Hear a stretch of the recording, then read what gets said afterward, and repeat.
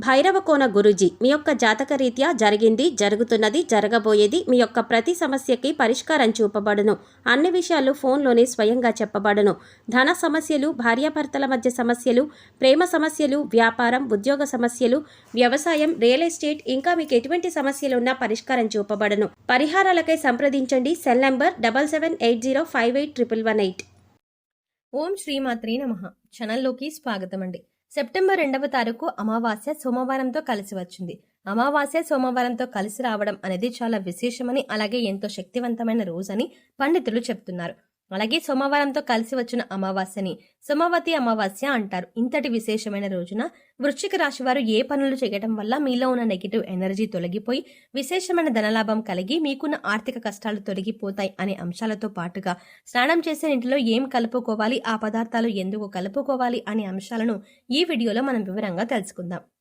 కానీ అంతకంటే ముందుగా మీరు కనుక ఇప్పటి వరకు మన ఛానల్ని సబ్స్క్రైబ్ చేసుకోకపోతే సబ్స్క్రైబ్ చేసుకుని పక్కనే వచ్చిన బెల్ ఐకాన్ నొక్కి ఆల్ సెలెక్ట్ చేసుకుంటే మేము ఇలాంటి వీడియోస్ అప్లోడ్ చేయగానే ముందుగా మీకు నోటిఫికేషన్ వస్తుంది. ఇక వివరాల్లోకి వెళ్తే, ముందుగా అమావాస్య రోజు ఏ పనులు చేస్తే అదృష్టం కలిసి వస్తుందో, ఏ పనులు చేస్తే దురదృష్టం కలుగుతుందో తెలుసుకుందాం. అమావాస్య చాలా శక్తివంతమైనది. అమావాస్య రోజు కొన్ని పనులు చేస్తే అదృష్టం బాగా కలిసి వస్తుంది. అమావాస్య రోజు ఎవరైనా సరే సూర్యోదయానికి పూర్వమే తల స్నానం చెయ్యాలి. తలంటు స్నానం చెయ్యకూడదు. తల స్నానం అంటే కేవలం నీళ్లు తల మీద పోసుకొని తల స్నానం చెయ్యాలి. ఈ తల స్నానం చేస్తే చాలా మంచిది. అమావాస్య రోజు మధ్యాహ్నం పూట నిద్రపోకూడదు. మధ్యాహ్నం పూట నిద్రపోతే దరిద్రం చుట్టుకుంటుంది. ఈ రోజు విశేషంగా లక్ష్మీ పూజ చెయ్యాలి. అమావాస్య రోజు చేసే లక్ష్మీ పూజను ఐశ్వర్య లక్ష్మీ పూజ అంటారు. ఈ పూజ చేయటం వల్ల ఆర్థిక సమస్యలన్నీ తొలగిపోతాయి. అమావాస్య సందర్భంగా అన్నదానం చేసినా, వస్త్రదానం చేసినా విశేషమైన శుభ ఫలితాలు కలుగుతాయి. అలాగే అమావాస్య సందర్భంగా ఎవరైనా సరే ఎడమకాలికి నల్లదారం కట్టుకుంటే చాలా మంచిది. అమావాస్య రోజు ఎడమకాలికి నల్లదారం కట్టుకుంటే ఎదుటి వాళ్ళ ఏడుపులేవి మీ మీద పని చేయవు, దిష్టి ఉండదు, నరపీడ ఉండదు, శత్రుబాధలు తొలగిపోతాయి. ఎడమకాలికి నల్లదారం అమావాస్య రోజు కట్టుకోవాలి. అలా కట్టుకున్నట్లయితే మీకున్నటువంటి దిష్టి దోషం మొత్తం తొలగింపజేసుకోవచ్చు. అలాగే అమావాస్య రోజు రాత్రిపూట భోజనం చెయ్యకూడదు. ఉపవాసం ఉండాలి. కేవలం పళ్ళు, పాలు మాత్రమే ఆహారంగా స్వీకరిస్తే చాలా మంచిది. అలాగే అమావాస్య అంటే సూర్యుడికి చాలా ఇష్టమైన రోజు. అందుకే ఎవరైనా సరే అమావాస్య సందర్భంగా సూర్యుడికి ఆర్జం ఇస్తే, అంటే సూర్యుడికి నీటిని సమర్పిస్తే జాతక దోషాలు తొలగిపోతాయి. అంటే రాగి చెంబులో నీళ్లు తీసుకుని ఆ నీళ్లలో ఎర్ర పుష్పం, చిటికెడు కుంకుమ పువ్వు, కొద్దిగా గంధం కలిపి తూర్పు వైపు తిరిగి ఓం సవిత్రే నమః అని 12 సార్లు జపించి సూర్య భగవానుడికి ఆర్జం ఇచ్చినట్లయితే విశేషమైన ఫలితాలు కలుగుతాయి. అమావాస్య సూర్యనారాయణ మూర్తి పుట్టినరోజు కాబట్టి సూర్యుడి అనుగ్రహం వల్ల సకల శుభాలు కలుగుతాయి. అలాగే పితృదోషాలు, పితృశాపాలు తొలగిపోవటానికి అమావాస్య రోజు ఒక ప్రత్యేకమైన విధి విధానం పాటించాలి. మీకు దగ్గరలో రావి చెట్టు ఉన్నట్లయితే రావి చెట్టు దగ్గరికి వెళ్లి రావి చెట్టు మొదట్లో ఆవాల నూనె అంటే మస్టర్డ్ ఆయిల్ ప్రమిదల్లో పోసి 8 ఒత్తులు విడిగా వేసి దీపాన్ని వెలిగించాలి. అమావాస్య రోజు ఎవరైతే రావి చెట్టు దగ్గర ఆవాల నూనె దీపం పెడతారో వాళ్లకున్నటువంటి పితృదోషాలు, పితృశాపాలన్నీ తొలగిపోతాయి. అలాగే అమావాస్య సందర్భంగా నవధాన్యాలకు సంబంధించిన ఒక ప్రత్యేకమైన పరిహారం పాటిస్తే లక్ష్మీ కటాక్షం చాలా సులభంగా కలుగుతుంది. నవధాన్యాలు అమావాస్య రోజు నానబెట్టి వాటిని లక్ష్మీదేవికి నైవేద్యంగా సమర్పించి ఆ తర్వాత ఆ నవధాన్యాలు ఎక్కడైనా పరిశుభ్రమైన ప్రదేశంలో చల్లాలి. కొన్ని రోజుల తర్వాత ఆ నవధాన్యాలకు మొలకలు వచ్చాక ఆ మొలకలు వచ్చిన నవధాన్యాలు గోవుకి ఆహారంగా తినిపించాలి. అమావాస్య రోజు నవధాన్యాల పరిహారం పాటించడం ద్వారా ఆర్థిక ఇబ్బందుల నుంచి సులభంగా బయటపడవచ్చు. అమావాస్య సందర్భంగా ఈ ప్రత్యేకమైన విధి విధానాలు పాటించండి. అమావాస్య రోజు కామ్యకర్మలేవి చెయ్యకూడదు. అంటే కోరిక కోరుకొని చేసేటువంటి కార్యక్రమాలు ఏవి కూడా చెయ్యకూడదు. ప్రధానంగా దానాలు చేయటం, నువ్వుల నీళ్లలో వేసి దక్షిణ దిక్కుకు తిరిగి పితృదేవతలకు తర్పణాలు ఇవ్వటం ఇలాంటివి చేస్తే పితృదోషాలు తొలగిపోతాయి. అమావాస్య రోజు అద్భుతమైన శుభ ఫలితాలు సిద్ధింపజేసుకోవచ్చు. అలాగే అమావాస్య రోజున బకెట్ నీటిలో ఏది వేసుకొని స్నానం చేయడం వల్ల మీలో ఉన్న నెగిటివ్ ఎనర్జీ తొలగిపోతుంది. అలాగే ఈ పదార్థాలను బకెట్ నీళ్ళలో ఎందుకు కలుపుకోవాలి అనే అంశాలను ఇప్పుడు తెలుసుకుందాం. ప్రతి ఒక్కరూ కూడా ఆ భగవంతుడి ఆశీస్సులు మాపై ఉండాలని, జీవితంలో గొప్పగా ఎదగాలని కోరుకుంటారు. మరి ఆ దిశగా అడుగులు వేసేందుకు తమ వంతుగా ప్రతిరోజు పూజ చేస్తూ ఉంటారు. పూజ చేసినప్పుడు ఫలితాలు వస్తాయా అంటే మనశ్శాంతి మాత్రం ఖచ్చితంగా వస్తుంది. ఫలితం వస్తుందా అంటే మాత్రం అది వారి పూర్వజన్మ కర్మ ఫలితం మీద కూడా ఆధారపడి ఉంటుంది. మరి అలాంటి కర్మ ఫలితాన్ని తగ్గించుకోవాలి అంటే ఏం చెయ్యాలి అనే సందేహం మీకు రావచ్చు.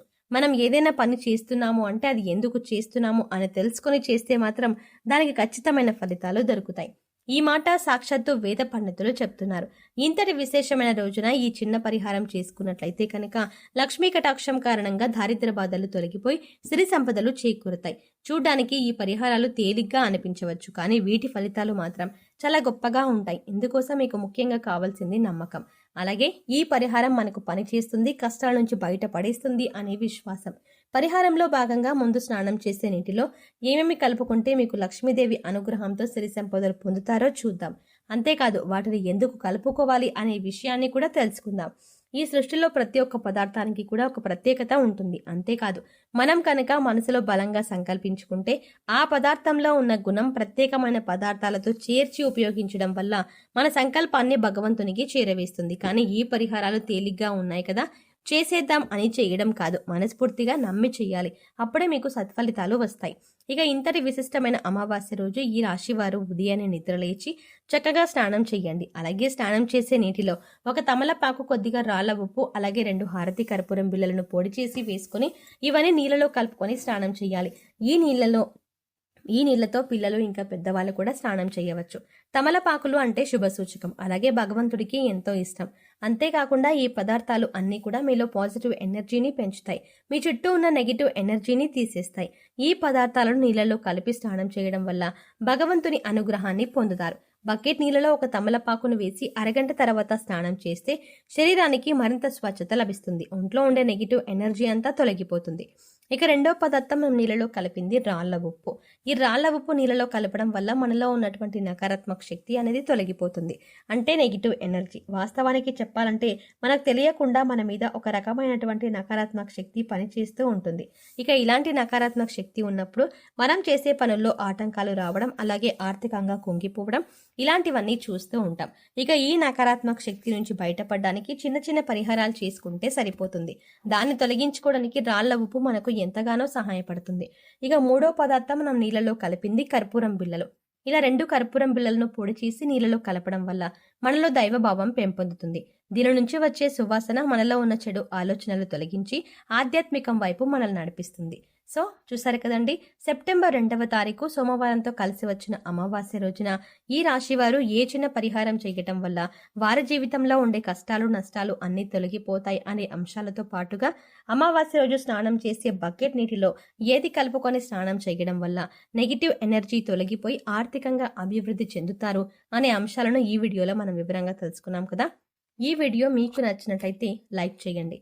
అలాగే మీ ఫ్రెండ్స్ అండ్ ఫ్యామిలీ మెంబర్స్లో ఎవరైనా వృశ్చిక రాశి వారు ఉన్నట్లయితే వారితో ఈ వీడియోని షేర్ చేసుకోవడం మాత్రం ఎట్టి పరిస్థితుల్లో మర్చిపోకండి. కానీ అంతకంటే ముందుగా మీరు కనుక ఇప్పటి వరకు మన ఛానల్ని ఇంకా సబ్స్క్రైబ్ చేసుకోకపోతే వెంటనే సబ్స్క్రైబ్ చేసుకోండి. అలాగే సబ్స్క్రైబ్ చేసుకోగానే పక్కనే ఉన్న బెల్ ఐకాన్ని క్లిక్ చేయండి. అంతేకాకుండా అందులో ఉన్న ఆల్ అప్డేట్ని కూడా సెలెక్ట్ చేసుకోండి. అలా పక్కనే ఉన్న బెల్ ఐకాన్ని క్లిక్ చేసి అందులో ఉన్న ఆల్ అప్డేట్ని సెలెక్ట్ చేసుకోవడం ద్వారా మేము చేసే ప్రతి వీడియో అప్డేట్ మీ మొబైల్కి ముందుగా నోటిఫికేషన్గా అందుతుంది. మరో చక్కటి వీడియోతో మళ్ళీ కలుద్దామండి.